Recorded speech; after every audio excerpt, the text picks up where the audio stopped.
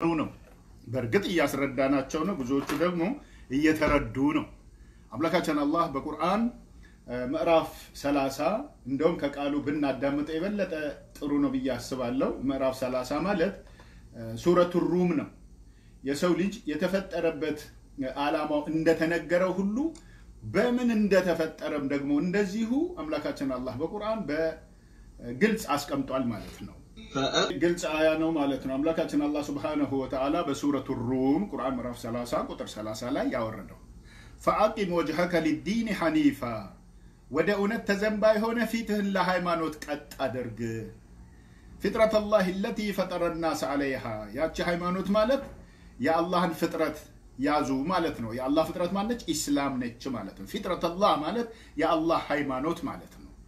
فطرة الله التي فطر الناس عليها لا تبديل لخلق الله يا الله ሃይማኖት የአላህን ፍጥረት መለወጥ የለም ሰው የተፈጠረበትን እምነት ነው መያዝና ወደ ፈጣሪ መንገድ መሰማራት ያለበት የተላከለትን ነብይ ተከትሎ በቁርአን ተመርቶ መዳን የሚችለው ማለት ነው መንገዶችን እንግዲህ አላህ በግልጽ ጠቁሟል እና ذلك الدين القيم ولكن اكثر الناس لا يعلمون ይህ ቀጥተኛ ሃይማኖት ነው እስላም እውነተኛ ጎዳና ነው እውነተኛ ሃይማኖት ነው እውነተኛ እምነት ነው ሰዎች ሊድኑበት የሚችሉት በዚህ ብቻ ነው ማለት ነው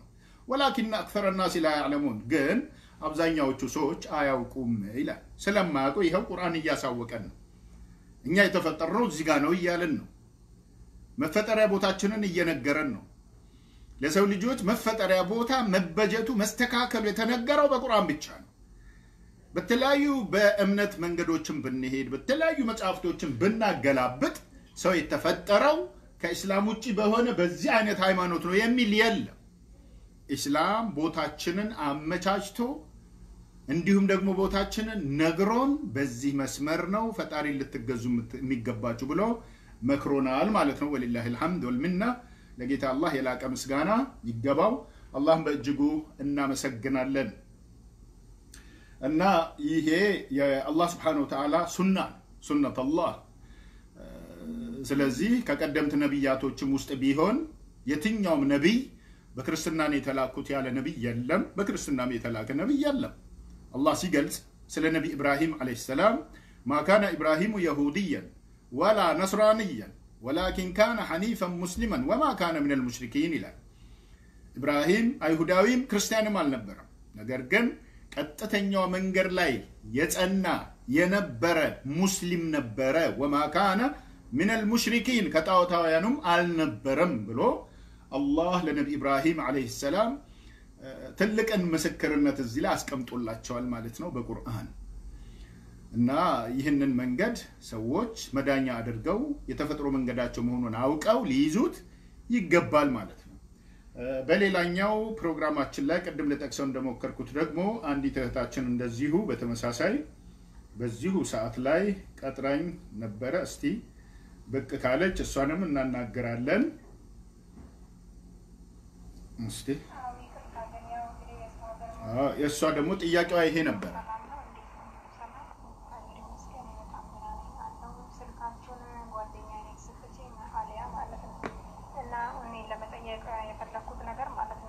አሁን ኢየሱስ ክርስቶስ ሞተ አልሞተም አሊያ ጋር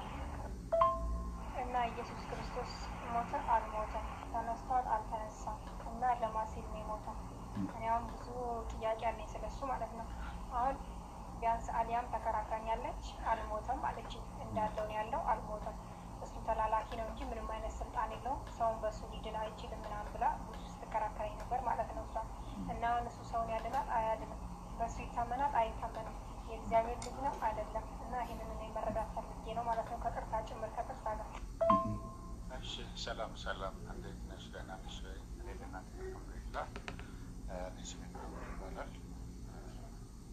እሺ እንግዲህ ይሄ በሰዓቱ የመለስኩላት ነው መልሱ ማለት ቀጥታ ለጥያቄው አይደለም መልሱን የመለስኩላት ለዚህ ሰዓት መገናኘት እንዳለብን የቀጠርኩበት ሰዓት ነው ማለት ነው እሺ ሲቀጥል ወገናችን ለጠየቀችው ጥያቄ አጠር ያለ ምላሽ ከቁርአን ሱረቱ ኒሳ ምዕራፍ 4 ማለት ነው ከቁጥር 156 ጀምሮ ባለው ላይ አያውን እንመለከትና በቀጥታ ለጥያቄዋ ምላሽ እንሰጣታለን ማለት ነው እንደ ጌታ አላህ መልካም ፈቃድ ማሻአላህ ይህ የአላህ Subhanahu Wa Ta'ala ግልጽ የሆነ አያ ነው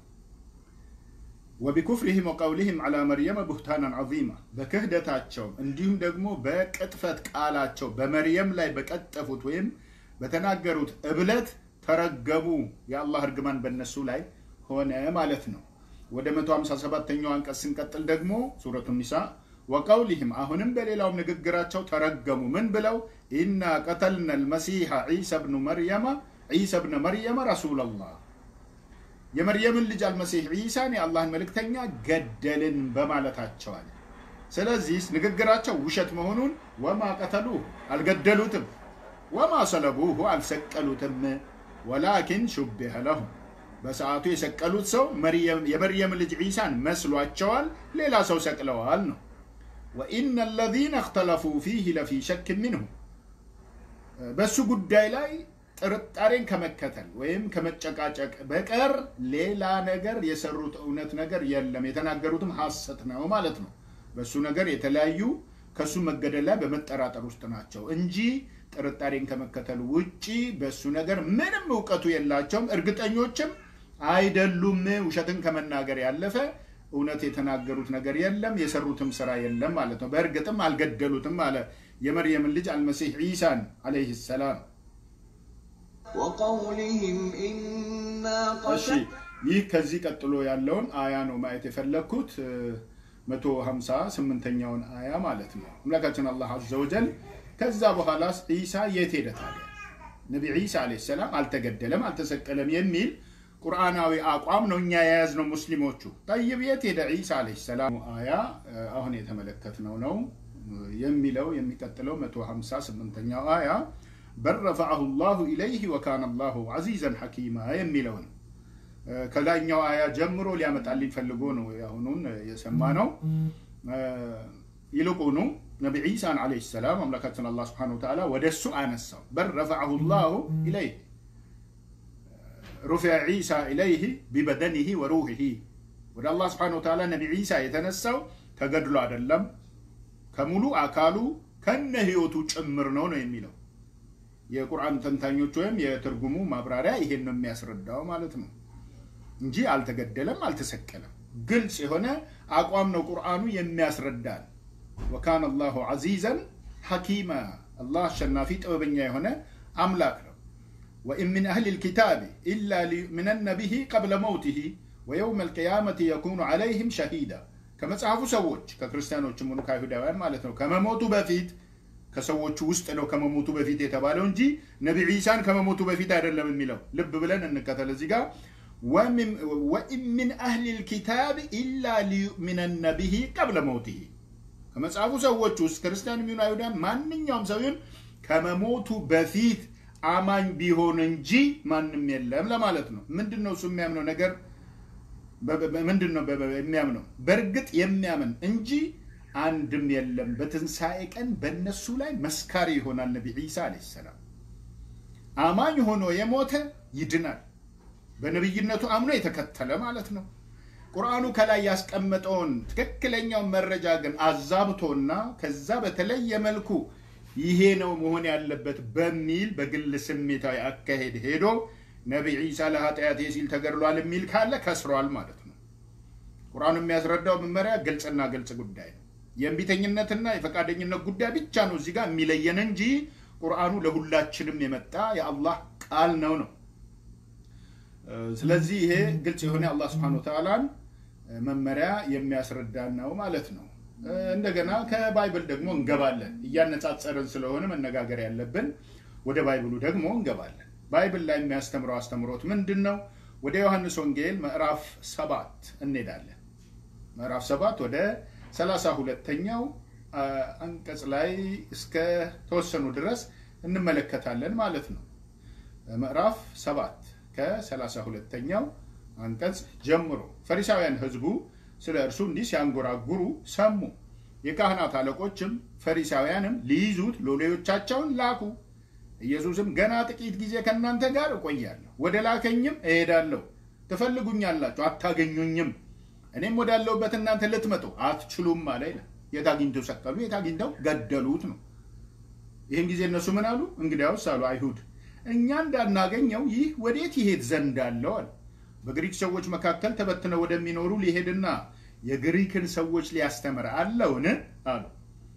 እሱ ትፈልጉኛላችሁ አታገኙኝም እኔ ወዳለሁበት እናንተ ልትመጡ አትችሉም የሚለው ይህ ቃል ምንድነው ብለው እርስ በርሳቸው ተነጋገሩ ይላል እንግዲህ ከላይ ከ32ኛው አንቀጽ ጀምሮ ስናይ እንደሚፈልጉት ነገራቸው ሊያገኙት ግን እንደማይችሉ እኔ ወደምሄድበት ልትመጡ አትችሉም አላቸው እኮ ታዲያ የታግኝተው ገደሉት ነው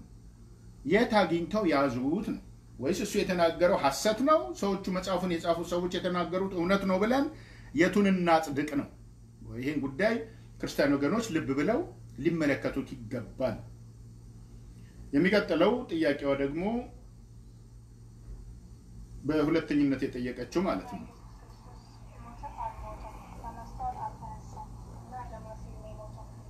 እሺ የመነሳት ያለ መነሳቱንም ጉዳይ ጠይቃለች ወገናችን ቁርአን ተነስቷል አልተነሳም እዛው ቀብር ላይ ነበር የሚለው ዘገባ የለውም ለምን ከመጀመሪያው አልተሰቀለም አልተገደለም ብሎ እውነታውን ስላስቀመጠው ወደ ባይብል ስንሄድ ደግሞ ወደ ማቴዎስ ወንጌል ወደ ምዕራፍ 12 ወደ ቁጥር 38 ላይ ሄደን የምንመለከተው ነገር ይኖራል ማለት ነው ይህ ጉዳይ ትክክለኛ ዘገባ ነው ወይ ነው እሺ ኦኬ ሌላኛው ጥያቄዋ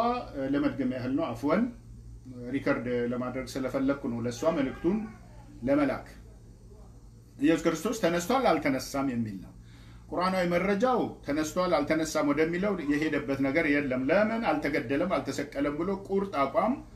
በእውነት ስላስቀመጠ እስከ ቀብር ድረስ የሚሄድበት ነገር የለም ቁርአን ባይብል ግን በማቴዎስ ወንጌል ምዕራፍ 12 ወደ ቁጥር 38 አካባቢ ምን ይላል በዚያን ጊዜ ከጻፎችና ከፈሪሳውያን አንዳንዶቹ መለሱና መምህር ሆይ ካንተ ምልክት እንድናይ እንወዳለን አሉት ምን መልስ ሰጣቸው ይላል እሱ ግን መልሶ እንዲህ አላቸው ክፉና መንዝራ ትውልድ ምልክትን ይሻል ከነብዩ ከዮናስ በቀር ምልክት አይሰጠውም ማለት ዮናስ በአሳ ነባሪ ሆድ 3 ቀንና 3 ሌሊት እንደነበረ እንዲሁ የሰው ልጅ አለ ጌታ ነኝ አላለም ፈጣሪ ነኝ አላለም አምላክ ነኝ ተገዙኝ አላለም የሰው ልጅ ነው ያለው የሰው ልጅን ማንንም አይገዛው የሰው ልጅን የሚገዛ ማንንም የለም እሱ ጣዖታዊ ቢሆን እንጂ ማለት ነው ስለዚህ ኢየሱስ ሰው ነው ይሄው እዚህ ጋር የሰው ልጅም በምድር ልብ ውስጥ 3 ቀን ከ3 ሌሊት ይኖራል አለ አምላክ ቢሆን ኖሮ በፍጡሩ በዮናስ ምሳሌ ራሱን ያደርግ ነበር እንዴ ዮናስ በአሳ ነባሪ ሆድ 3 ቀን ከ3 ሌሊት ቆይቷል ዩኑስ ነብዩላህ ዩኑስ አለይሂ ሰላም በዛ በአሳው ሆድ ውስጥ 3 ቀን ከ3 ሌሊት ቆይቷል ነብዩላህ ዩኑስ በስማቸው የቁርአን ምዕራፍ አለ ታሪካቸውን በቁርአን ተተርኳል በሶስት ጨለማዎች ውስጥ እንደነበሩ በአሳው በባህሩ ጨለማ ውስጥ እንደነበሩ እና እዚህ ላይ እንደሱ ምሳሌን ካቀረበ እሱም እንደ ዮናስ ፍጡር ነው ሰው ነው የሚለው ድምዳሜ እንወስድና 3 ቀን ከ3 ሌሊት የሚለው ግን ተፈጽሟል ወይ ነው ተፈጽሟል ወይ የዮናስን ድርጊቱ እንዳለፈ ነው የገለጸው የራሱን ግን እንደሚሆን ገና ነው የተናገረው ግን ሆነ ወይ ተፈጸመ ወይ ይኖራል ነው የሚለው ግን አልኖረም 3 ቀን ከ3 ሌሊት እንዴት ካለን ወደ ዮሐንስ ወንጌል ምዕራፍ 19 ቁጥር 14 ላይ እንሄድና ምን እናያለን ጲላጦስ እንካችሁ ንጉሳችሁ ብሎ በሰጣቸው ጊዜ እነሱ ምን አሉ ይላል ስቀለው ስቀለው ግደለው ብለው ጮሁ ይላል ያ ሰዓት ስንት ሰዓት ነበረ ያ ሰዓት ለፋሲካ የማዘጋጀት ቀን ነበር ይላል 6 ሰዓትም የሚያህል ነበር አይሁድንም እነሆ ንጉሳቸው አላቸው እነርሱ ግን አስወግደው ስቀለው እያሉ ጮሁ ጲላጦስም ንጉሳችሁን ልስቀለውን አላቸው ይላል የካህናት አለቆችም ከቄሳር በቀር ሌላ ንጉስ የለንም ብለው መለሱ ስለዚህ በዚያን ጊዜ እንዲሰቀል አሳልፎ ሰጣቸው ይላል ይለናል ዮናስ ደግሞ ማለት ዮሐንስ ደግሞ እዚህ ላይ ማለት ነው ለነገሩ ይሄንን ጥቅስ ቀጥታ ማርቆስ ጋር ደግሞ ብንሄድ በሌላ ዘገባ ነው የምናገኘው ማርቆስ ምን ላይ ነው የዘገበው ይሄንን በምዕራፍ 15 ወደ ቁጥር 25 ላይ ሄዶ ምን ብሎናል ደግሞ ማርቆስ በሰቀሉትም ጊዜ 3 ሰዓት ነበር ይላል በ1980 ቀላል ትርጉም የፕሮቴስታንቶች ባይብል ላይ ከጠዋቱ 3 ሰዓት ይላል ከጠዋቱ የምትለውን ጨምሯል ያኛው ያው ጠዋት መሆኑን ይገልጻል ማለት ነው የክሱ ጽህፈት የአይሁድ ንጉስ የሚል ነበር ከእርሱም ጋር ሁለት ወንበዶች አንዱን በቀኙ አንዱን በግራው ሰቀሉ። መጽሐፍም ከአመፀኞች ጋር ተቆጠረ ያለው ተፈጸመ። የሚያልፉትም ራሳቸውን እየነቀነቁ ይሰድቡት ነበርና ዋ ቤተ መቅደስን የምታፈርስ በ3 ቀን የምትሰራ ከመስቀል ወርደህ ራስን አድን እያሉ ይዛበቱበት እንደነበረ የሚገልጽ ነው። ኦኬ ዮሐንስና ማርቆስ ምንድነው ልዩነታቸው? ዮሐንስ ምን አለ? በ6 ሰዓት ነው ጲላጦስ የፈረደበት አለ። ማርቆስሳ ከጠዋቱ 3 ሰዓት ላይ ነው ኢየሱስ የተሰቀለው ብሎ ጨርሷል። እሱ በተሰቀለው በሞተው ኢየሱስ ላይ ዮሐንስ ደግሞ መጥቶ እዚህ ጋር ገና ፍርድ እየተፈረደበት ነው እያለን ነው። እነኚህ መዛባቶች በእግዚአብሔር ቃል በተባለው መጽሐፍ ውስጥ ይገኛሉ። ይህ መዛባት፣ ይህ የመጽሐፍቶቹ አለመስማማት፣ ይህ ግጭት የኢየሱስን አለመሰቀል፣ አለመሞት፣ አለመገደል በግልጽ የሚያስረዱ ናቸው ማለት ነው። ወንጌላውያኑ ያልተፈጸመን ነገር እየጻፉ በዛ ላይ ማቴዎስ 3 ቀን ከ3 ሌሊትን አልፈጸመም። ለምን? በዮሐንስ ወንጌል እንዳየነው ለፋሲካ ዝግጅት ቀን የሚል መቼ ነው? እሱ ዓርብ ዕለት ነው። ዓርብ ምሽት ነው ባለጸጋው ዮሴፍ በነጭ ጨርቅ ከፍኖ አስከሬኑን ከጲላጦስ ላይ ለምኖት ወስዶ ቀበረው የሚለው ዓርብ ምሽት ነው። ቀኑ አልቋል። 3 ቀን ከ3 ሌሊት የሚለውን እንቁጠራ። ለቅዳሜ አጥቢያ ዓርብ ምሽት 1፣ በማግስቱ 1 ቅዳሜ ሙሉ ቀን፣ ቀጥሎ ለእሁድ አጥቢያ ቅዳሜ ምሽት 1፣ 2 ምሽት 1 ቅዳሜ ቀን ብቻ ነው ያለው። 3 ቀን ከ3 ሌሊት አልተፈጸመም። እሺ ወደ ኦሪት ዘዳግም እንሂዳ። ኦሪት ዘዳግም ላይ ምን ልናገኝ ነው? ያልተፈጸመን ትንቢት የሚናገር ሰው ተቀባይነት የለውም የሚል ድምዳሜ ላይ እንደርሳለን። በምዕራፍ 18 ወደ ቁጥር 22 ላይ ነቢዩም በእግዚአብሔር ስም በተናገረ ጊዜ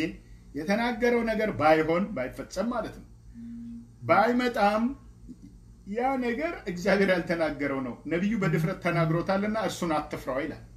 ያልተፈጸመ ትንቢት ተቀባይነት የለውም። 3 ቀን ከ3 ሌሊት ብሎ ኢየሱስ የተናገረው ንግግር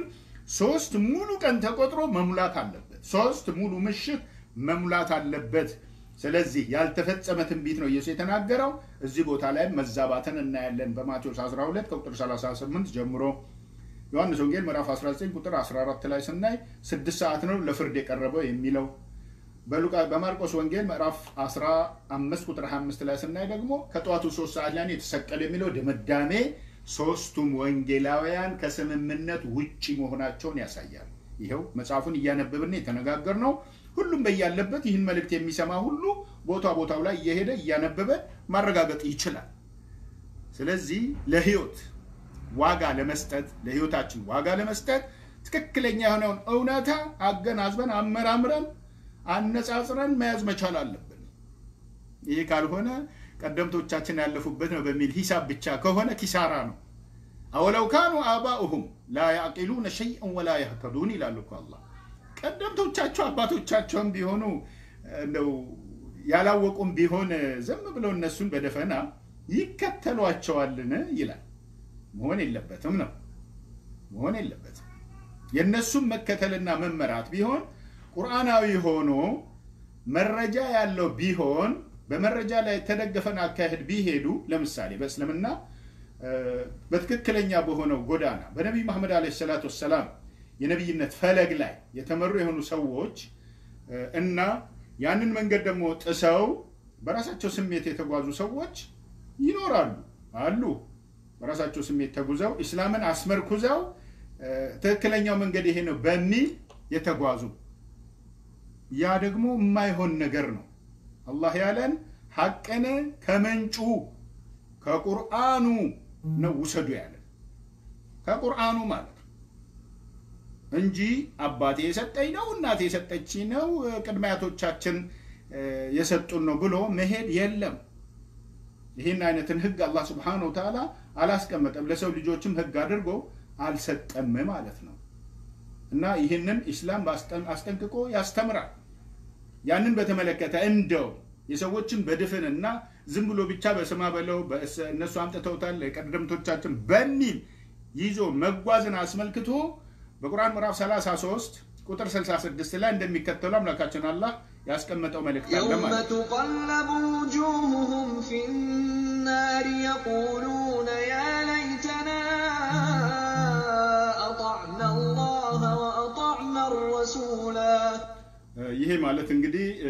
ፊቶች በገሃነም እሳት በሚቃጠሉበት በሚገላበጡበት እለት ሰዎች የሚናገሩት ንግግር አለ ይለናል አላህ ሱብሃንአላህ። አላህ ይጠብቀን ከእንዲህ አይነቱ ከስረትና ቅጣት። ፊቶቻቸው በእሳት ውስጥ በሚገላበጡበት ቀን ዋምኞታችን ይላሉ አላህን በተገዛንና መልእክተኛውንም በታዘዝን ኖሮ እያሉ ይጸጸታሉ ይለናል። ከዚያሳ ወቃሉ ربنا إنا أطعنا سادتنا وكبراءنا فأضلونا السبيل وقالوا ربنا إنا أطعنا سادتنا وكبراءنا فأضلونا السبيل እነዛ የምንከተላቸው እውነተኞች ናቸው ብለን ያምንባቸው የነበሩ ሰዎች ከመንገዱ አሳሳቱን በተጣመመ መንገድ ላይ መሩን አስከተሉን ነው። ልክ ናቸው እኮ እንዴ ከነሱ ትበልጣላችሁ እንዴ እያልን በመከተል እኛ ደግሞ ምን ሆነን አሉ ጥመትን ተከትለናቸው እነሱን በተጣመመ ጎዳና ተጓዝን። ስለዚህ ምን ይሁኑ እነዚህ ሰዎች ታዲያ ይህን ጉዳያቸውን ተናገሩ። ምን አሏቸው ታዲያ? ربنا آتهم ضعفين من العذاب من العذاب والعنهم لعنا كبيرا الله المستعان الله سبحانه وتعالى زيغا قطعتن ያውቅበታል እሱ የነኚህ ሰዎች ግን ለኪሳራ መዳረጋቸውን ያወቁት የዛን ዕለት ነው። ዛሬ ነው ደግሞ ያለው አላህ ከሞት በፊት ይህን ጉዳይ አስተንትኑ ብሏል። ማንንም ሰው ከመሞቱ በፊት እውነትን አስተንትኖ ይያዝ። ከዛ በኋላ ከወደቀ ወዲያ መንፈራገጥ ለመላላጥ የሚባል ተረት አለ። ቁርአናዊ መረጃው ደግሞ ከዛ ባለፈ ሐቁን ዛሬ አስቀምጧል እዚህ ጋር ربنا آتهم ضعفين من العذاب والعنهم لعنا كبيرا إلى الله أكبر ጌታችን ሆይ ከቅጣቱ እጥፍን ስጣቸው አለ። እነሱም እየተቀጡ እኮ ከኛ በበለጠ እነሱን ቅጣቸው ያጣመሙን ያሳሳቱን እነሱ ናቸው ማለታቸው ታላቅን እርግማን እርገማቸው። አላህ ከቅጣቱ ማንን አብዝቶ እንደሚቀጣ ያውቃል። አላህን ሊመክሩ አይችሉም እነዚህ ሰዎች ግን ብሶታቸው የቱን ያህል እንደሆነ ይሄው የዛን ዕለት ይላሉ እንደዚህ ያለን والله ይቺ ቀን ሩቅ አይደለችም ከሞት በኋላ የሚመጣ ነው። ከሞት በኋላ ወደ ሂሳብ ነው የምንሻገረው። ከሞት በፊት ግን ጥንቃቄ ያስፈልጋል ለወንዱም ለሴቱም ለአዳም ዘር ሁሉ ይህ እስላማዊ መንገድ አዋጭ ነው ትክክለኛ ነው ልንመራበት ልንጓዝበት ልናምንበት ይገባል። ፈጣሪ አስተካክሎ ነብያትን የላከበት ጎዳና ነው። መለኮታዊ መጻፍቶቹን ያወረደበት ነው። እኛን የሰው ልጆችን በአጠቃላይ የፈጠረበት መንገድ ነው። ፈጣሪን በትክክል ነው እስላም ማለት ከዚህ ወዲያ ሌላ የለም ይላል። إن الدين عند الله الإسلام بمالتهم أسكمتوا المالتهم يكرر نجار يلهم هلو تستكاكلو يا مارا عندهم نمسوش للنمرابت يتستكاكل بيهون نجي عندهم يكرر نجار يلهم القرآن ولا مني لنال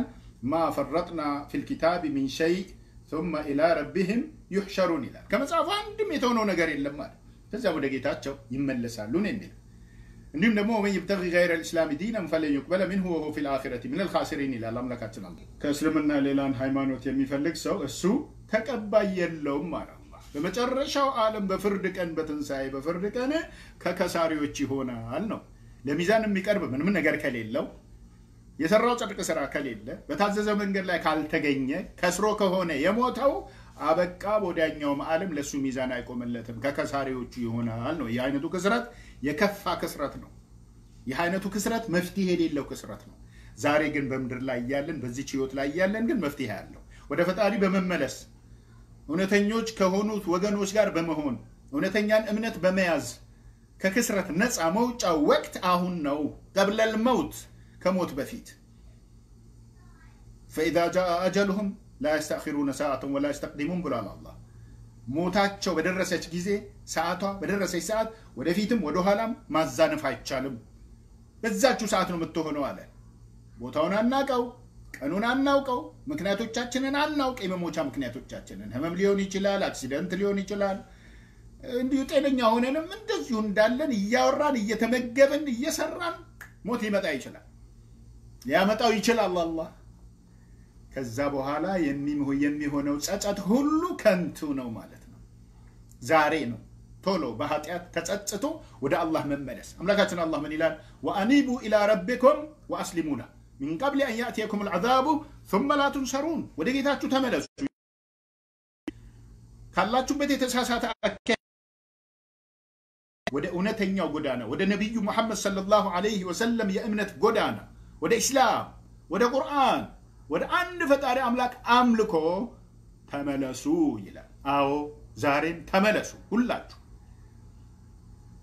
ቀንነትን የሚፈልግ የሚያዋጣው ይሄ መንገድ ብቻ ነው። ሰላምን የሚፈልግ የሚያዋጣው ይሄ መንገድ ብቻና ብቻ ነው። ሌላ ለራሳችን አዲስ የምናመጣው ነገር አይኖርም። በዚህ ጉዳይ ላይ ትኩረት ልንሰጥበት ይገባል ማለት ነው።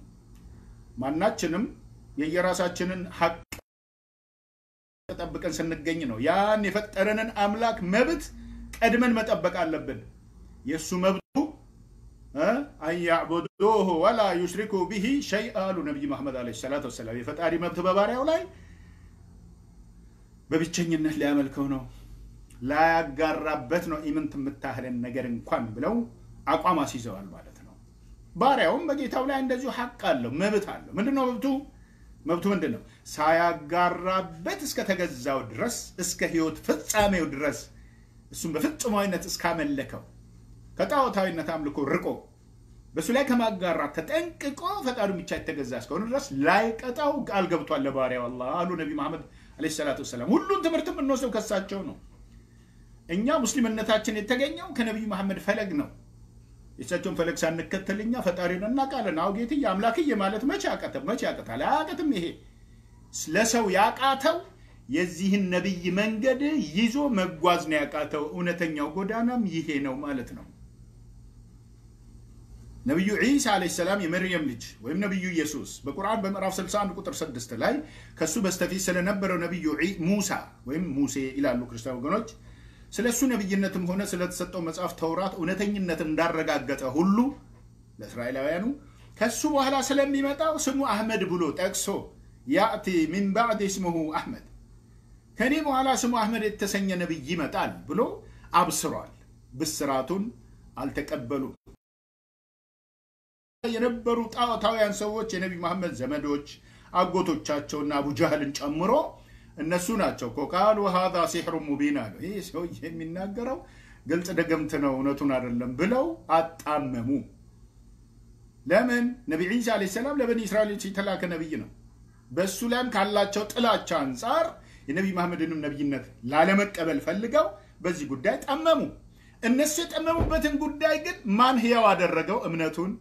ማን አግኝቶ ለራሱ ተጠቀመበት? ማን ዳነበት? ኢትዮጵያዊው ንጉስ አስሐመተ ነጃሺ ረዲየላሁ ዐንሁ ወአርዳህ ፍትሃዊው ንጉስ ነብዩ መሐመድ የመሰከሩለት ሰርቲፊኬት በመልእክት የሰጡት ማለት ነው። ፍትሃዊ ንጉስ ብለውታል። ሱብሃንአላህ።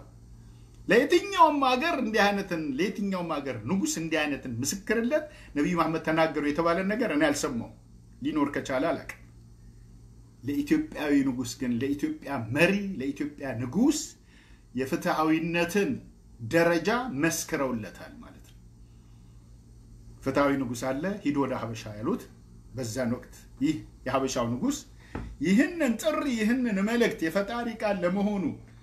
በማርያም ልጅ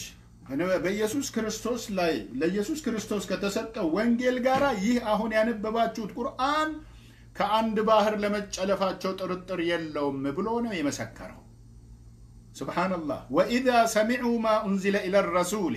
ترى أعينهم تفيض من الدمع مما عرفوا من الحق يقولون ربنا آمنا فاكتبنا مع الشاهدين. هذا الله مسكر اللت لنقصوا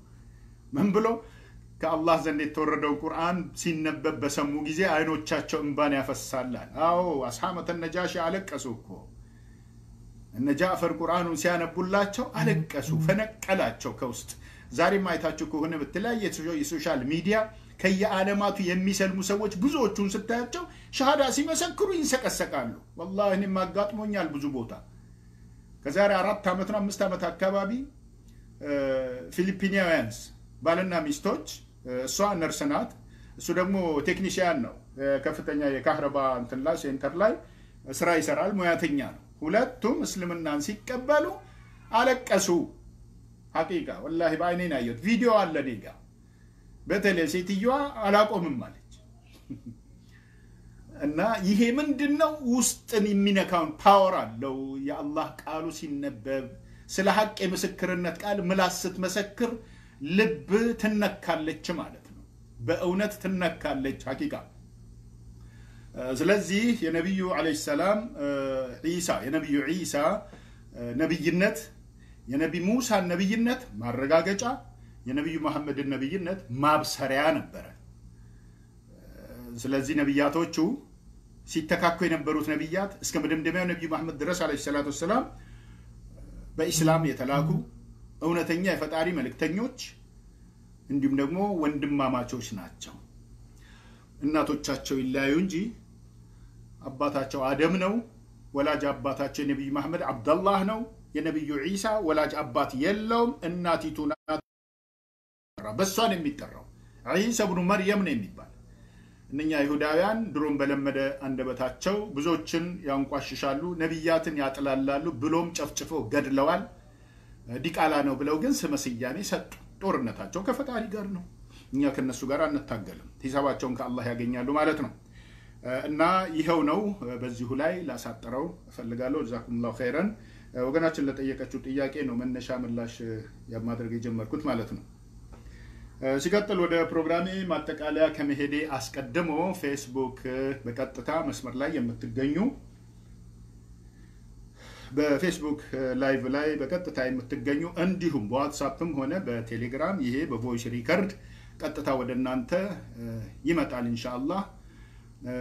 ባሁኑ ባለንበት ሰዓት ላይ ወደ አላህ Subhanahu Wa Ta'ala በተውበት እንዲሁም ደግሞ በትዕግስት በዱዓ የምንበረታበት ሰዓት ላይ ነው ያለነው ከመቼውም በበለጠ ማለት ነው ይህ የአምልኮ ተግባር ከመሆኑም ጋራ ከሌላ ጊዜው በበለጠና በተነከረ ሁኔታ ትኩረት በሰጠንበት ሁኔታ ላይ ልናተኩርበት የሚገባ ነው ማለት ነው ሰብር ትዕግስት በምንም ጉዳይ ላይ ትዕግስት እንዲሁም ደግሞ ዱዓ ወደ አላህ Subhanahu Wa Ta'ala وقال ربكم ادعوني استجب لكم ብሏልና ጌታችሁም ማለት ለምኑኝ እሰማችኋለሁ ብሏል እኛ ስሞታችንን በሙሉ ወደ አላህ ነው የምናሰሙተው ወደ ማንንም አናሰማ الناس بعباده واعبد ربك حتى ياتيك اليقين ጌታህን በብቸኝነት ተገዛው እስከ ዕለተ ሞትህ ድረስ ብሎናል አንዲትም ክፍተት ሰዓት መኖር የለባትም የተለያዩ ጉዳዮች በተከሰቱ ቁጥር ሊያዘናጉን አይገባም ካለንበት የአምልኮ ተግባር የተፈጠርነው ለአምልኮት ነው ለሌላ ጉዳይ አይደለም ሌሎች የተለያዩ ጉዳዮች ዓለማዊ ክስተቶች ችግሮችም ይሁኑ ተድላዎች በመጡ ጊዜ እነዛ ላይ ብቻ ግር ያለ አመለካከት ሊኖረን አይገባም እንዳመጣጣቸው በትዕግስት ነው ልናሳልፋቸው የሚገባው ፈጣሪን ሰላም ከሆነ የጠፋው اللهم سلمنا مع السالمين ونجنا مع الناجين ولا تلهكنا مع القوم الحالكين ጌታችን ሆይ ሰላም አድርገን ሰላምህን ስጠን ሰላምህን ከሰጠሃቸው ባሮችህ ጋር አድርገን ወነጅና مع الناجين ሰላም ካወጣሃቸው ፈረጁን ካመጣህላቸው ባሮችህ ጋር ፈርጀና አንተው ራስህ ولا تلهكنا مع القوم الحالكين እንግዲህ ሊያጠፋ የፈለጋቸው ወገኖች ደግሞ ይኖራሉ በሚያመጣው አንዳንድ ቁጣ በጦርነትም ይሁን ይቅርታ በጦርነትም ይሁን በረሃብም ይሁን በበሽታ በቸነፈር በተለያዩ ጉዳዮች እንግዲያውስ እነኚህን ልታጠፋ ባቀድከው መልኩ እኛንም እዛ ውስጥ አትክተተን ከምታጠፋቸው ጋር አታጥፋን ሰላም ከምታረጋቸው ጋር ሰላም አድርገን ብሎ ማለት ነው ሌሎችም የምናደርጋቸው ዱዓዎች አሉ ላለፉቱ ለምእመናት ዱዓ እናደርግ የለ የወንጀል ምህረትን ስንፈልግ ለራሳችን ለነሱ ዱዓ እንድናደርግላቸው ነብዩ መክረዋል አለይሂ ሰላቱ ወሰለም ለሙስሊም ሙስሊማት በዱንያ ላይ ላሉትም ጭምር ለኪታብና ሱና የበላይነት ለተውሂድ የበላይነት ለሙስሊሞች ነስር የአላህ Subhanahu Wa Ta'ala ሂዳያ ደግሞ በዓለማት ሁሉ እንትሻር እንዲሆን ሰው ወደ ሐቅ ሁሉ እንዲመራ የሐቅን ጎዳና አላህ እንዲያሳየው ከምኞት አንፃር በየጊዜው በዱዓ ላይ ልንበረታ በሰላቶቻችን ወቅቶች መልካም ሰራን በሰራንበት ሰዓት ሁሉ ለተወሱል ያንን በመተግበር ወደ አላህ Subhanahu Wa Ta'ala መመለሻ ወቅቶች ላይ ነን ከሌላ ጊዜው በበለጠ የኮሮና ቫይረስ መጣ ተብሎ እንግድነቱን ባልጨረሰባቸው እንግድነቱን ገና በጀመረባቸው ሳምንታትና ወራቶች ውስጥ የብዙዎች ህይወት ተቀጠፈ። በርካቶች የበሽታው ሰለባዎች ሆኑ። ጥቂቶች ብቻ ከበሽታው አገግመው ተነስተዋል ተባለ። በሌላ መልኩ ደግሞ የሁሉንም ጭንቅላት ሰረቀ፣ ሁሉንም አስፈራራ። አንዳንዱ የሚለው ቢቸግረው ሹክረን ኮሮና አለ። ለማለት የፈለገው ግልጽ ነው ነገሩ። ኮሮና ናል ያ ሰላም ምን ይመሰገናል። እንዲህን አይነት በሽታ ያመጣን አምላክ ጌታችን ሆይ እንዲህ አይነቱን ወረርሽኝ አንሳልን ነው። اللهم ارفع عنا البلاء والوباء ተብሎ ነው ዱዓ መደረግ ያለበት። ወዚና ወዘላዝል ወልሚሃን ሌሎች አይነት የወንጀል ዘመቻዎችንም ጭምር ከኛ ላይ አስወግድ። ወደ ወንጀል እንዳንዘምት ጠብቀን ከወንጀሎች ሁሉ ወንጀልን ሁሉ አንሳልን አስወግድልን ጌታችን ሆይ ተብሎ ሐቂቃ እንደ አስካሪ መጠጥ ፋብሪካ የዝሙት ፋብሪካ ቢኖር እኮ ሰዎች ይተገብሩታል። ፋብሪካውን ያቋቁሙ ነበር ሐቂቃ። አሁንስ ቢሆን በእውቅና ደረጃ አሉ አይደል? የወንድና የወንድ ሆሞሴክሹዋል ኢንተርኮርስ ፈጣሪን እንደሚያስቆጣ እያወቁ እየተገበሩት ነው። ዚናን በመተያየት ይሁን በመነጋገር ብቻ ለብቻ ሆኖ በመቀማመጥ የሚስፋፋውን ዝሙት ተጠንቀቁ ወላ ተቅረቡ ብሎ አላህ በቁርአን አስጠንቅቋል። አሁን ላይስ ርቀነዋል አራቅን። በዚህ ምክንያት የሚመጣውንስ ሐላክ ወይም ደግሞ በዚህ ምክንያት የሚመጣብንንስ ጥፋት ወይም ደግሞ ቅጣት እናውቀዋለን፣ አስተውለነዋል። የኮሮና ቫይረስ ዝም ብሎ አልመጣም፣ ወይም በአንዲት ዞን በአንዲት ክልል ላይ የመጣ በሽታ አይደለም። ዓለማትን እኮ ነው ያጥለቀለቀው ዓለምን። ድሮ እንጨባበጥ የነበርን ሰዎች እንደማይተዋወቅ ሰው እየተላለፈን አይደል እንዴ? መስጊዶች ተዘጓረ ቫይረሱ ዘመቻውን በጀመረበት ሰዓት ላይ። አሁን ላይ ነው ሳውዲ አረቢያ መካ መዲናም ሐረሞች የተከፈቱት፣ መሳጅዶች ሁሉ ተከፍተው የራስን ጥንቃቄ አድርገ ሰላትን ሰግደ ከመስጊድ ትወጣለህ። ከ10 ደቂቃ በላይ መስጊድ ውስጥ መቆየት አትችልም። ይሁን የተደረገው ከበሽታው መስፋፋት ጥንቃቄን ለማድረግ ነው። በቤቶቻችን ውስጥ እንደ ድሮ እንግድነት መሄድ የለ፣ እንግዳ መቀበል የለ። በቤተሰብ መካከል ገባ እኮ በሽታ። ታዲያ ወደ አላህ Subhanahu Wa Ta'ala እንመለስም። በዚህ መመለስ ነው ሁሉም ራሱን የሚወቅስበት ሰዓት። ማንንም መውቀስ የለበትም። ራሳችን የኔ ወንጀል ሊሆን ይችላል ለነዚህ ሰዎች የሞት ሰለባ ሊሆኑ የቻሉት ወይም የዚህ ወረርሽኝ በሽታ መምጣት ምናልባት በኔም የወንጀለኝነት ምክንያት ሊሆን ይችላል። ጌታዬ ሆይ ምህረትህን ለምንሃለሁ። ለምእመናት ምህረትን አድርግ። اللهم اغفر للمؤمنين والمؤمنات والمسلمين والمسلمات الأحياء منهم والأموات። ነብዩ መሐመድ ያሊያስ ያዙን የሆነ ምን ነገር አለ ከጸሎት ጭምር ማለት ነው። ያልጠቁምን ምን አለ ለኛ የመፍትሄ አቅጣጫ ሆኖ ለኛ ደግሞ መፍትሄ ሆኖ የሚገኝ ነገር ከመንገር አልተቆጠቡም። እኛ ግን ከመስራት ከመተግበር ተቆጠብንና ከችግሩ ጋር በቀጥታ እየተጋፈጥን ነው የምንገኘው። ስለዚህ በአሁኑ ሰዓት በተለይ አሁን ላይ ደግሞ ጭራሽ አንዳንድ ጊዜ አንዳንድ ሰው ሲናገሩ ምን ያለው ኮሮና ሲሄድ እንዲህ እናደርጋለን። ኮሮና በሚሄድበት አሁን ይሄዳል እሱ ኧረ ያዛርጉ። እንዲህ የምትናገሩ ሰዎች ካላችሁ ቆም በሉ አስቡ። አላህ ገና ሊወስድ የፈለገው እርምጃ ይኑር አይኑር የምናውቀው ነገር አለ የለም። ለዚህ ነው እኮ የምንለማመጠው። ለከፋና ለበለጠ አደጋ ደግሞ አትዳርገን ነው ማለት ያለበት። በዚሁ ይብቃ ብለህ ያ ረቢ አንሳው ይሄንን አስወግድልን እያልን ነው። አቅመ ቢሶች ነን እያልን ነው። ኃጢአተኞች ነን ማረን እያልን ነው መለመን ያለብን እንጂ ኮሮና ቫይረስ ልክ እንደ ታክሲ አላፊና አግዳሚ ታክሲ እያደረግነው ነው። በዚህ ጋር መጣው ኮሮና ወደዚህ ማለፉ አይቀርም። ማን ያለው ፈጣሪ እንዳመጣው እሱ እንዲያነሳው ከመጠየቅ ሌላ ውሳኔ የተሞላበትን ወሬ አናውራ። ይህ የውሳኔ ወሬ ነው የሚመስለው። የውሳኔ ወሬ ይመስላል። እስከ ዛሬ ድረስ ስንት ወራችን ነው? ኮሮና ከገባ ጀምሮ ተጨባብጠናና ተጠያይቀናል። ኮሮና ሲወጣ ችግር የለም። ኧረ ተው እንዳልቱን ነገር እንቶ የሰው ዘር የተባለ በሙሉ በዚህ ላይ ጥንቃቄ ያደርግ የተለያዩ ሀገሮች ላይ ጅምሩ አካባቢ ላይ ይሄን ያህል ሰው ሞተ ይሄን ያህል ሰው በሽታው ተበከለ ሲባል በጣም ነበር የሚያስደነግጠው ህፃናቱ አልቀረ አረጋውያን አልቀሩ ወጣቱ አልቀረ ወንዱ ሴቱ አልቀረ የህክምና ባለሙያዎች በተለይ በዚህ ብቻ ህሙማንን በማስታመም ብቻ የበሽታው ሰለባዎች የሆኑ በርካቶች ናቸው በአለም ላይ እየሰማን ነው ሪፖርት በየጊዜው ወደ ሀገራችን ደግሞ ወደ ቤተሰብ ከሌላ ጊዜ በበለጠ እየደወልን ምክር መስጠት አለብን ውጭ የምንኖር ሰዎች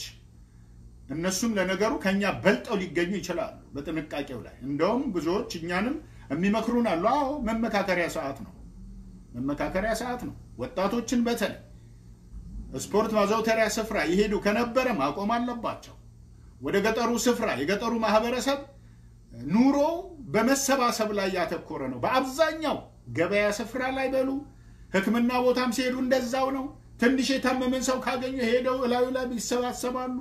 ያ ነገር ያሳስባቸዋል ያሳዝናቸዋል በሽታው ደግሞ በየት በኩል ተስፋፍቶ ሄዶ ተሰራጭቶ እንደሚበክል አይታወቅም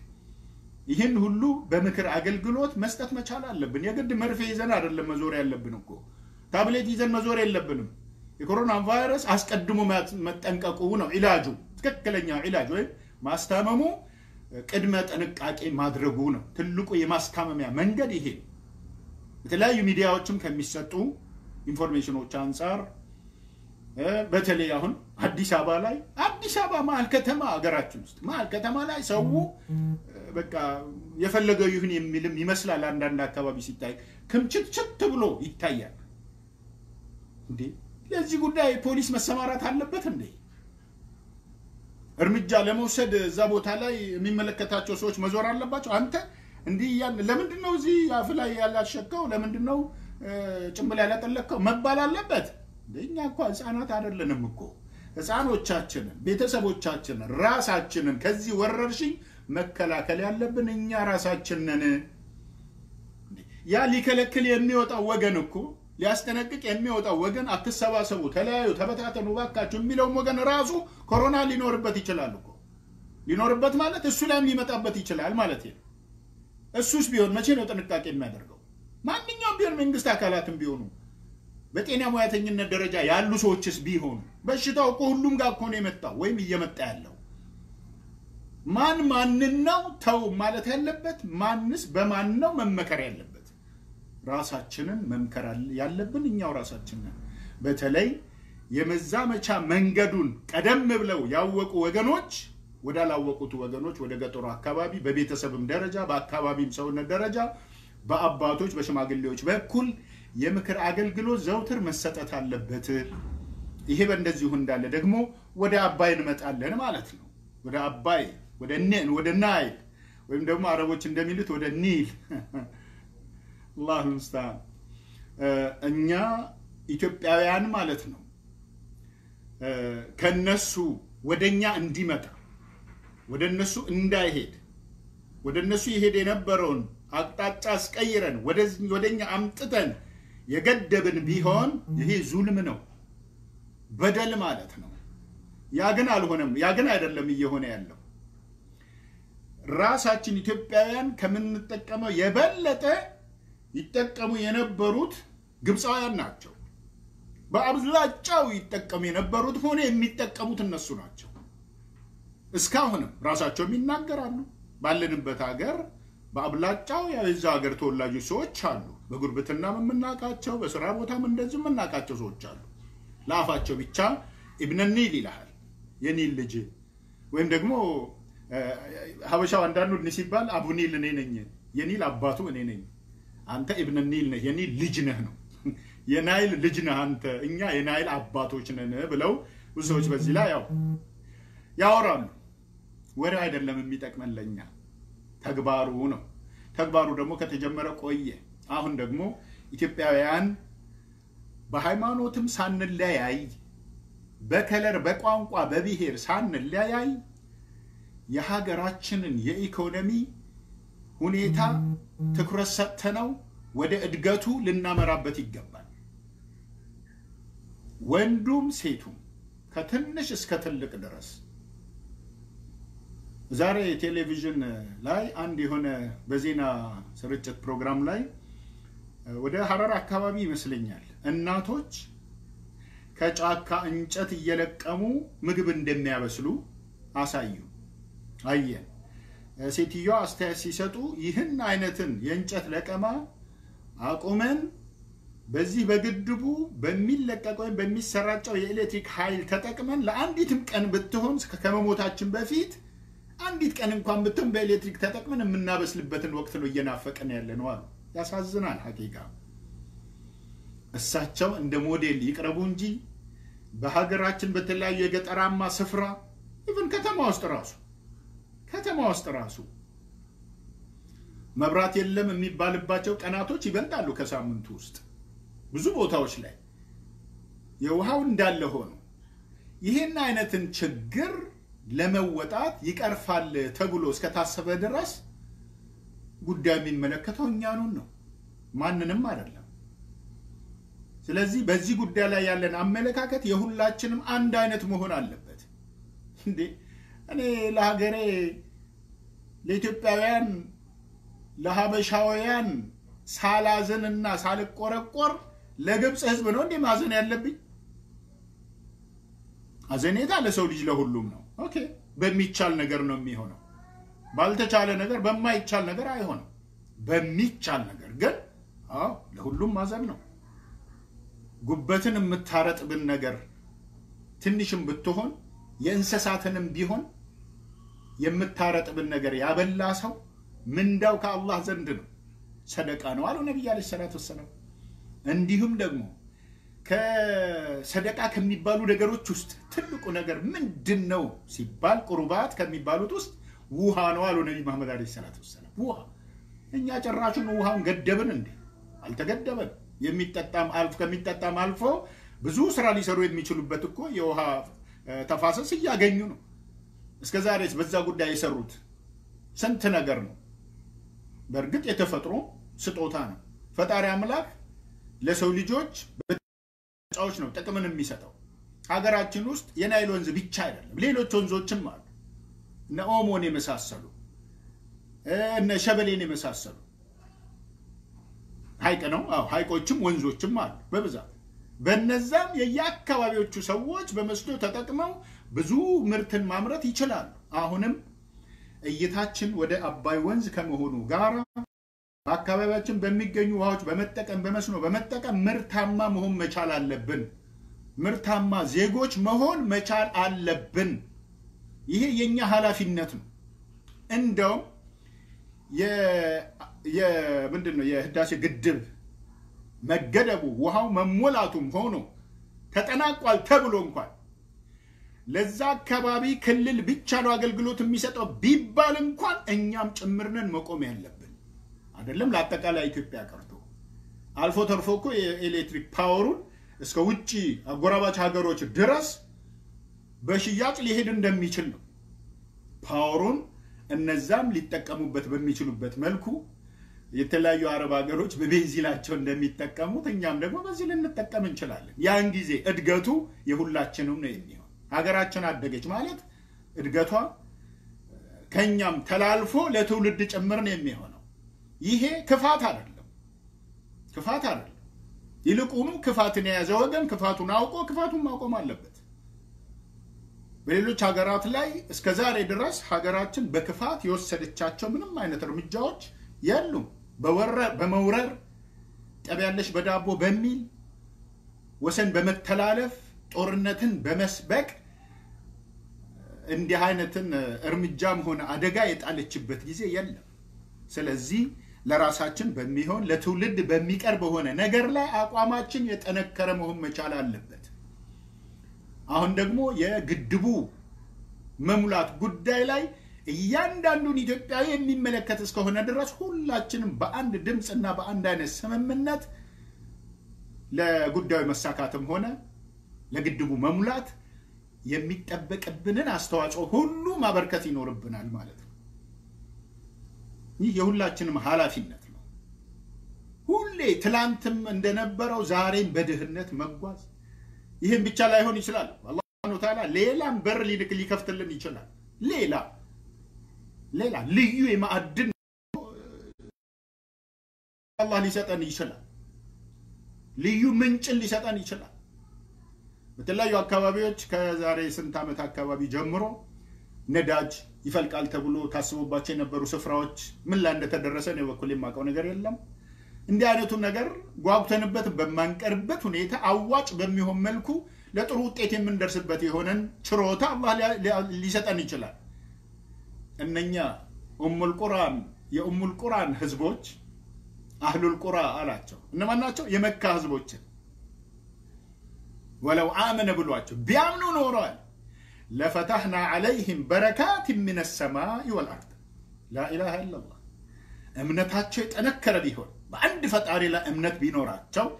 ለፈታህና عليهم بركات من السماء والارض አሁን ካለው ራሱ የበለጠ ማለት እኮ ነው አደርግላቸው ነበር አለ ግን ከአማኝም መካከል ከምርት ግርድ እንደማይጠፋው ሁሉ አሉና ሙሽሪኮች ጣዖታውያን መናፍቃን ተሰግስገው የተቀመጡ ይኖራል እንግዲህ ሙሉ በሙሉ እምነትን ሳፊዋን ቢያመጧት ከሰማይና ከምድር ከግሮቻቸው በታች ረድኤቶችን ከፍተላቸው ነበር አሁን ያለው ሁኔታ ራሱ ሲታይ ይህንኑ አመላካች ነው መጠነኛም ቢሆን የበለጠ ደግሞ ይሆን ነበር እነሱ ጋር ያለችን ጉዳይ ግን ቢያስተካክሏት መስፈርቷን ቢያሟሉ ማለት ነው እኛም ደግሞ እንደዛው በሀገራችን አንድን ፈጣሪ አምላክ በብቸኝነቱ አምነን እስከተገኘን ብቻውን እስከተገዛነው ድረስ ከፈጣሪ ዘንድ የነብያት መደምደሚያ ተደርገው የተላኩትን ነብዩ መሐመድን አለይሂ ሰላቱ ወሰለም በእውነት እስከተከተልንና ዘን እስከተገኘን ድረስ የምናደርገውን ዱዓ አላህ ተቀባይ ነው ስለዚህ እዛች ቦታ ላይ እኛው ሙስሊሞቹ ራሳችን ብዙ ጊዜ እየተሽመደመድን ለራሳችን እየተቸገርን ሆኖ ነው እንጂ ማለት ነው ሱና ላይ ቢድዓን በማጨማለቅ ኢህሳን ላይ ፊስቅ ኒፋቅን ኢባዳ ላይ ተውሂድ ላይ ሽርክን ከትንሹ ሽርክ እስከ ትልቁ ሽርክ ድረስ እንደተላመዱ እንስሳቶች በመላላስ አይነት ችግሮች ላይ መርመጥመጥን ይህን ብናስወግድ እውነተኛ ሙስሊም ፍትሃውያን ሙስሊሞች ብንሆን ለፍጥረት ለተባለ ሁሉ አዘኔታው ቢኖረን ለሰው ልጅ ደግሞ ክብርም ተጨምሮበት አዘኔታው ቢኖር ለሰው ልጅ ሁሉ ክብር አለው አላህ የሰጠው ክብር ወለቀድ ከረምና በኒ አደም وحملناهم في البر والبحر ورزقناهم من الطيبات وفضلناهم على كثير ممن خلقنا تفضيلا يا آدم ልጆች እኮ ነው ያለው አላህ ክብርን ለአዳም ልጆች ሰጥቷል ራሱን ግን የሚያስከብር አለ ራሱን የሚያቀል ደግሞ አለ እንጂ ማለት ነው በማመንና በባለማመን የሚለዩ ወገኖች ፈጣሪን በመገዛት በባለመገዛት ክብራቸውን የሚያጡ ክብራቸውን የሚጠብቁ ወገኖች ማለት ነው በዚህ መለየቱን ለነሱ ትቶታል በተረፈ ግን በኒ አደምነት አክብሮትን ሰጥቷል አላህ ለበኒ አደም ሁሉ ይህን ጉዳይ ልናውቀው ይገባል ራሳችን በተሰጠን ነገር ልናውቅበት ይገባል የተሰጠንን ማንነት ልናውቀው ይገባል ክብራችንን መጠበቅ መቻል አለብን አምላካችን አላህ Subhanahu Wa Ta'ala በሱረቱል ፉርቃን ቁርአን ምዕራፍ 25 ላይ ያስቀመጠው አያ አለ ያ አያ ሱብሃንአላህ የሙእሚናንን ሲፋት የዘረዘረበት ነው የሙእሚናንን ባህሪያቶች ማለት ነው ሙእሚናን ማንንም ሰው በመሰከረላቸው አይደለም ሰው በመሰከረላቸው አይደለም አላህ በመሰከረላቸው ብቻ ነው የሚሆነው አላህ ለሙእሚናን ባሮቹ ሁሉ ለማንነታቸው ምስክርን ሰጥቷል والذين لا يدعون مع الله إلها آخر ትክክለኛ አማኝ ማለት የአላህ ባሪያ ማለት ከአላህ በቀር ሌላን ማንንም የማያመልኩ ናቸው ይላቸዋል ሱረቱ ምዕራፍ 23 ወደ ቁጥር 68 ላይ የሚገኘው አያ ነው والذين لا يدعون مع الله إلها آخر ولا يقتلون النفس التي حرم الله إلا بالحق ولا يزنون ذلك يلقى أثاما يضاعف له العذاب يوم القيامة ويخلد فيه مهانا إياله استنكك على ملكاتنا الله أن الزمان كالله قار ليلان أملاك يما يقزو ناتشوان ليلان أملاك بلو أيقزو ليلان أملاك يلم كالله وجه قل أملاكين وبلو كفتاري وجه ليلان أملاك لا يزونو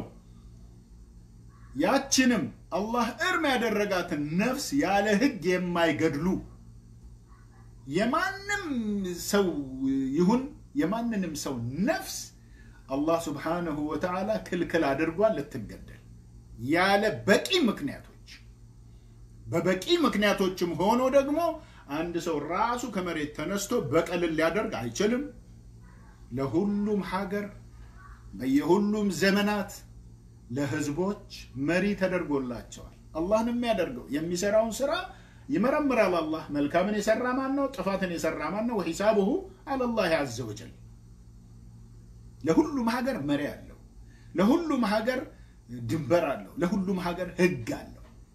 ስለዚህ በዛ በአካባቢ በሚወሰን ሁኔታ እንጂ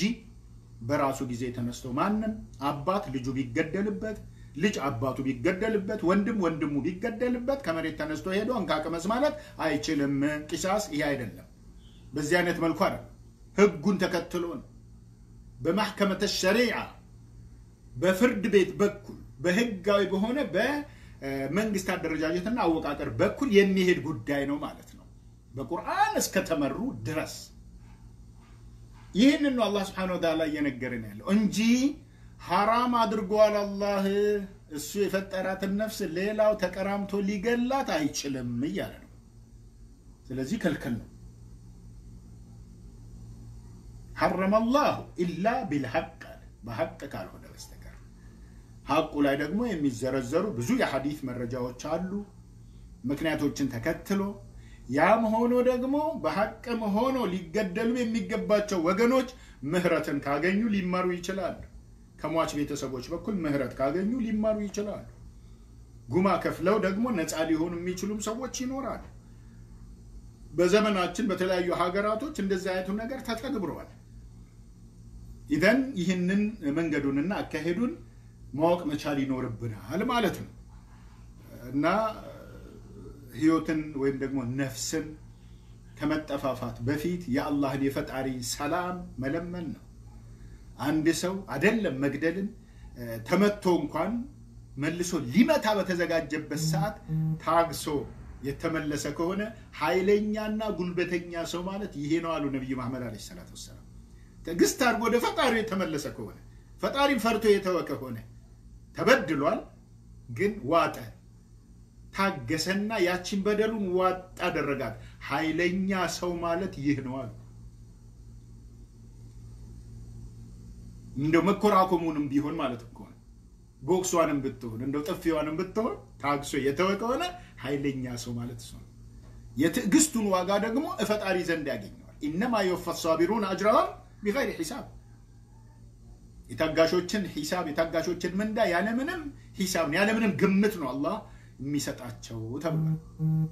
ትግስትን በተለያዩ ወቅቶችና ሁኔታዎች በተለያዩ ክስተቶች ልንላበሰው ይገባል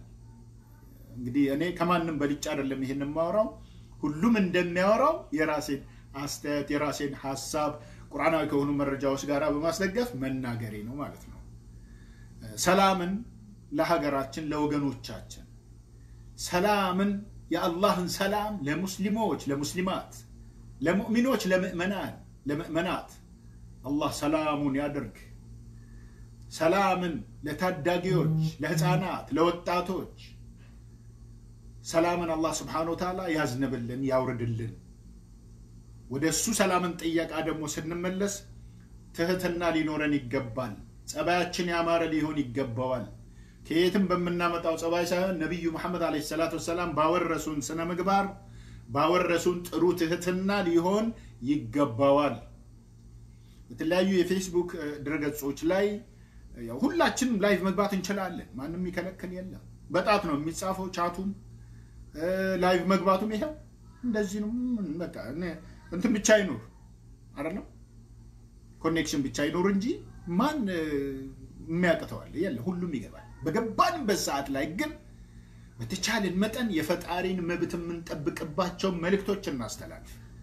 ፈጣሪን ብቻ የምናመልክበት ፈጣሪን በማምለክ አንድ የምንሆንበት እሱ በብቸኝነት ሲፈጥረን ሁላችንንም በሰውነት ነው የፈጠረን የፈጠረበትን ዓላማ ተናግሯል ዓላማችን ላይ ትኩረት ልናደርግ ይገባል የመሞቻ ቀናችንን ባናውቃትም መገባደዷን ወደ ሰዓቲቱ መቃረባችንን መገመት ይኖርብናል ያሳለፍነው በርካታውን አመታት ነው በርካታው ወጣቱም ቢሆን መገመት አለበት ታዳጊ ህፃናቶችም ቢሆን ወጣቶችም ቢሆን መገመት አለባቸው 10 አመት ያለፈም ይሁን 15 አመት የሚሆነው ይሁን 15 አመት ረጅም አመት ነው አላህን ሳልገዛ ያሳለፍኩበት ነው በሚል ጸጸት የምትቀረኝ ትንሽ ናትና በዚህች መበርታት አለብኝ የሚል እሳቤ ሊኖረን ይገባል ሁሌም ቅንነት ሊኖረን ይገባል ሁሌም ለፈጣሪ መብት ተከራካሪዎች ነው መሆን ያለብን ሁሌም ለሐቅ ተከራካሪዎች መሆን አለብን ሁሌም ሐቀኞችን መወገን ይኖርብናል የሐቀኞች የበላይ ነብይ መሐመድ ሰለላሁ ዐለይሂ ወሰለም እንዲሁም ሰሃቦቻቸው ሲወርድ ሲዋረድ ሰለፉን ሷሊህ ሐቅ ደግሞ ተሞልቶበት ወደ ሰው ልጆች የተሰጠው ቁርአን አልከሪም وهو كلام الله عز وجل لا يأتيه الباطل من بين يديه ولا من خلفه تنزيل من حكيم حميد يتبالو قالهم كفيتم حسد يندو ወደ ነብይ መሐመድ ወርዶ ለዓለማት ህዝብ በአጠቃላይ መመሪያ እንዲሆን የተሰጠው ቁርአን ማለት ነው ድስቱራችን እሱ ነው በሱ ተመርተን እውነተኝነትን ልንላበስ ይገባል እውነትን ልንናገር ይገባል የማንንም የሰው ልብም ሆነ ክብሩን ልንነካ አይገባም የማንንም እምነትን ደግሞ በስነ ስርዓት ፈጣሪ አምላካችን አላህ ባዘዘን መልኩ እምነታችንን ልንጠብቅ ይገባል የነብያት እምነት ነው የፈጣሪ የህግ መንገድ ነው የእስላም እምነት ማለት ነው ከዛ ባለፈ ግን አሁን ባለንበት ወቅት አንዳንድ ክስተቶችን ተከትሎ ሰዎች በሙስሊሞች ላይ የተለያዩ አይነት ልክ ጀመራት يوم عرفة ለሐጅ በሚሰባሰቡ ሰዎች ረሚ الجمرات አለ አይደለም ኩብራ ላይ ውስጣ ላይ ሱግራ ላይ የምንወረውራቸው ጠጠሮች አሉ ልክ እንደዛ በሙስሊሞች ላይ ጠጠር ውርወራን ሊያደርጉ የሚፈልጉ ሰዎች ካሉ ተሳስተዋል አያዋጣቸውም እስከዛሬም አዋጭ ስራ አልሰሩም ሊያዋጣቸው አይችልም ስለዚህ መቆም ይኖርባቸዋል የተለያዩ አካሄዶች ሙስሊሞች በሚበዙባቸው አካባቢዎች ላይ ምላስን መሰንዘር ተገቢ አይደለም ችግሮች ካሉ በአካባቢው ከሚገኙ ወገኖች ጋር በመነጋገር በመመካከር መፍታት ነው ከዛ ባለፈ ግን ይህ ማህበረሰብ ሙስሊም ስለሆነ በዛ ላይ እጄንም ሰነዘራለሁ ምላሴንም ሰነዘራለሁ የሚለው ጉዳይ አያስኬድም ብዙዎች ወድቀውበታል ከስረዋል አብርሃም የሚባል ሰው የዞህንን ሰራዊት ይዞ ሽምቅ ውጊያ ሊያደርግ ወደ ካዕባን ለማፍረስ ወደ መካ ጉዞ አድርጎ ነበር በሰዓቱ ግን በሰልፍ ጠበንጃ ተሸክሞ የጠበቀው ሰራዊት አልነበረም የተጠመደበትም ፈንጂ አልነበረም የተተኮሰበትም ሚሳኤል አልነበረም በቀኝት ታይቶ ጠላት እየመጣ ነው ህዝብ ሆይ ውጣ ማልተባለ ምንም አይነት የክተጥሪ አልተደረገም አንድ ሰው ብቻ አየና በልህን ልታደርጉ ከሆነ የመጣችሁት እነዚህን ግመሎችን ስጡኝ ተውልኝ እነሱን ብቻ እኔ ይዤ ልሂድ አላት እንዴ ተልቁን ካዕባልና ፈርስ መተን አንተ ይሄንን ስጡኝ ትላለህ እንዴ ተብሏል በዛ ሰዓት ምን አለ ለሱ አላህ አለው ፈጣሪ ያለው ግድ የላችሁም ለኔ ብቻ እነዚህ ንብረቶችን ብቻ ለቀቁልኝ ተውልኝ አላቸው አላህ ምንድነው ያደረገው አለም ተረ كيف فعل ربك باصحاب الفيل የሚለው ወረደ በዛ ምክንያት መሆኑ ይታወቃል ሙስሊሞች እናውቃለን እና ወደሱ መሽጉል ከመሆን ብዬ እንጂ ያንን በቀጥታ እንደው ከድምጹ ራሱ አንድ ሁለት አያዎችን ራሱ ብንሰማ ጥሩ ነበር عفوا سورة الفيل يفلكت ألم تر كيف فعل ربك بأصحاب الفيل بزهونو ባለቤቶች ላይ አላህ ያደረገውን ነገር አላየህም እንዴ ምን አይነት እርምጃ እንደወሰደባቸው አላወቅምን በማለት ነብዩን ይጠይቃል አላህ ሊያሳውቃቸው ማለት ነው ألم يجعل كيدهم في تضليل የነሱን ተንኮላቸውን አሲረው የመጡ ሴራቸውን ማለት ነው በጥፋት ውስጥ ጥፋትን ለመተግበር ሰርተውት ወይም ደግሞ ዶለተው አስበው የመጡትን ነገር ከንቱ አላደረገባቸውም ይልና አድርጓል እንጂ እንዴታ በማለት ያረጋግጣል አላህ Subhanahu Wa Ta'ala وأرسل عليهم طيرا أبابيل سبحان الله ከእሳት የተለኮሰችን ሸክላ ወይም ደግሞ ድንጋይ የጋለችን ድንጋይ ወርዋሪ በሆኑ ወፎች አላህ Subhanahu Wa Ta'ala አጠቃቸው እነሱን የላከባቸው ግራ ቀኝ ብሎ ጠመንጃ ተሸክሙ የተሰለፈ ሰራዊት አልነበረም ምድር ላይ እነኚህን ወፎች አላህ በዚህ በጋለ ድንጋይ ይህን ሰራዊት የሚመቱ የሆኑትን ሰራዊቶች ነው የላከው ወአርሰለ عليهم طيرا أبابيل ወፎችን የላከባቸው በእነሱ ላይ ማለት ነው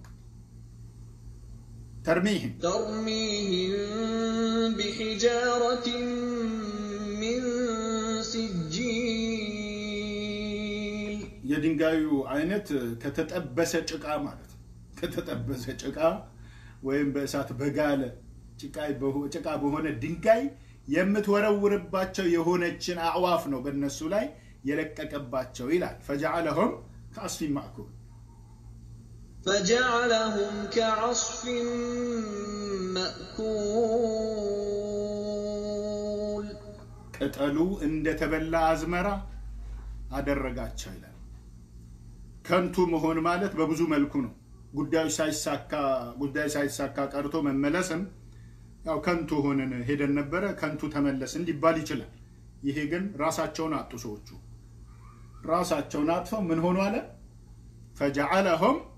كعصف مأكول ቅጠሉ እንደተበላ አዝመራ አደረጋቸው አዝመራው እንደተቃጠለ እና ይህ የአላህ Subhanahu Wa Ta'ala እርምጃ ነው አላህ ይሄንን አድርጓል ሀበሻዊው አብርሃም ማለት በየመን በኩል አድርጎ ካዕባን ሊያፈርስ የዝሆንን ሰራዊት አዘጋጅቶ በዛ የዘመተ የነበረው ሰው ላይ የተወሰደ እርምጃ ነው በተገላቢጦች ደግሞ ፕሮግራማችንን ስንጀምር አካባቢ ላይ ተቀስ አድርገነው ነበር አስሐመተ ነጃሺ አለይሂ ረህመቱላህ ኢትዮጵያዊ ንጉስ ደግሞ ለብቻው የታወቀበትና የተመሰገነበት ቦታ ደግሞ ለብቻ አለ እምነቱን ተቀብሎ እስልምና ላይ እስከ ሞቱ ድረስ ቆይቶ አማኞችን አስተናግዶ ተንከባክቦ እስላምን በእውነተኝነቱ አምኖበት ተቀብሎ የሰለመው ጀግናው ኢትዮጵያዊ አስሐመተ ነጃሺ ፍትሃዊው ንጉስ ማለት ነው እና ወደዚህ የመጣሁበት ምክንያት ያው ቀደም እንደ መግቢያ አድርጌ ልጠቅስ የፈለኩት በተለያዩ ሙስሊሞች በሚበዙባቸው አካባቢዎች ላይ አንዳንድ ከወንጌላውያንም ይሁን ከዲያቆናት ዘመቻን ሊያደርጉ የሚፈልጉ ወገኖች አሉ ይሄም ደግሞ ሰላምን መበረዝ ነው ይሄ ደግሞ ሰላምን ጸጥታን መንሳት ማለት ነው ያ ከሚሆን ሁሉም በያለበት ፈጣሪውን ቢገዛና ቢያመልክ የተሻለ ነው እነሱ በሚያወሩት መልኩ የተደረገ አንዲት ነገር የለችም አንድም ምናልባት ይህንን ርዕስ ተከትሎ ስለ አካባቢውም ሁኔታ በሰዓቱ እነሱ ተደበደብን እንዲሆንን እንዲተደረግን ያሉበት ሰዓት ላይ በኮሮና ቫይረስ ምክንያት መንግስት ያወጣውን ህግ ጥሰው ምን እንዳደረጉ የተለያዩ መረጃዎች አሉ ከነሱም ንግግር በመውሰድ መረጃዎችንም እንደዚሁ በማንበብ በሌላ ወቅት ኢንሻአላህ አላህ ሲወፍቀን የምንመለስበት ይሆናል ማለት ነው በተገሉ ብቻ እስላምን አጠፋለው ሙስሊሞችን አጠቃለው ብሎ የሚነሳ ሁሉ ከንቱ ነው የሚሆን መቼም ቢሆን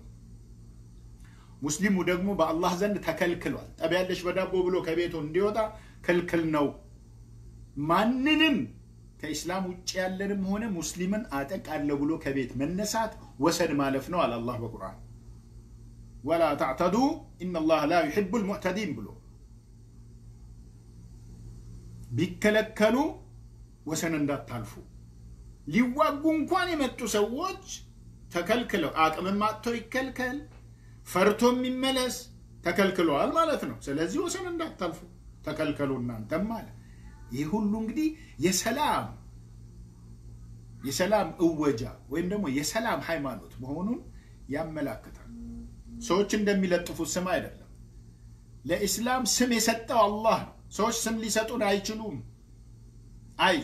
የምእመናንን ማንነት የሙስሊሞችን ማንነት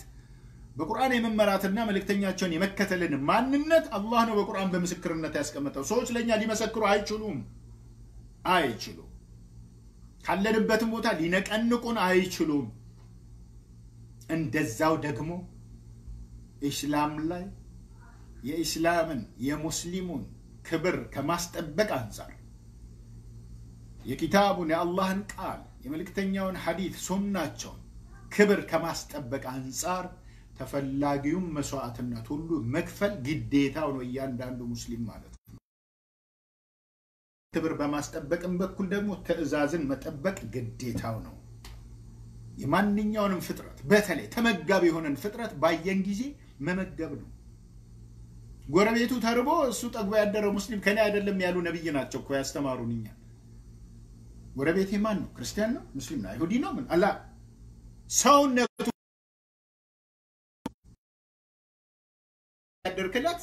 ነብይ መሐመድ ከኔ አይደለህም አሉ። አላሁ المستعان የጉርብትናን መብት ሳቸው እንደሚናገሩት ከሆነ ጅብሪል ከለታት አንድ ቀን መጥቶ በልንግዳውስ ወራሽህ ጎረቤትህ ነው ይለኛል ብዬ የምሰጋውን ያህል የጉርብትናን መብት አጥብቆ ነግሮኛል አሉ። ከአላህ ተልኮ የሚመጣው ጅብሪል አለይሂ ሰላም። ዛሬ ላይ ግን እያደረግነው አይደለም። ትንሽ አንዲት የሆነችን ነገር ባየን ጊዜ እናኮርፋለን እኛም ማለት ነው። ከሙስሊሞቹም ውስጥ እንደው ጥቂቶቹ አላህ የመረጣቸው ምእመናን መረዳዳት በሚለው ጉዳይ ላይ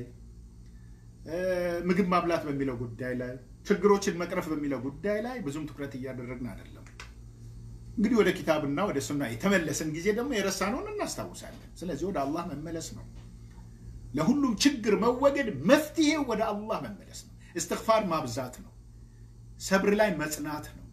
ዱዓ ማብዛት መቻል አለብን። አላህ ያበርታንና